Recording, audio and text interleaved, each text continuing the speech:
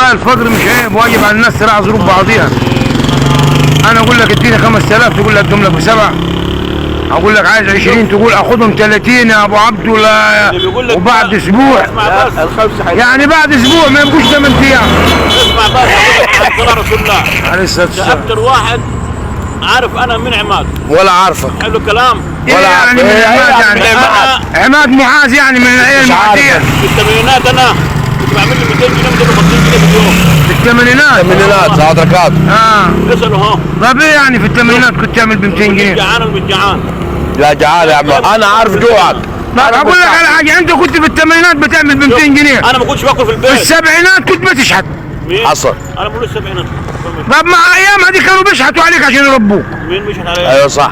والديك. يا رسول رسول. ايوه لا صح، انت معفن. انا اطلق في السبعينات انت كانت ما ايام عارفك فقر، معفن. لا في كهرباء أيوة صح. لا والنبي يقول لي كانوا يحطوا لي بمبر. يا ويل عيب عليك.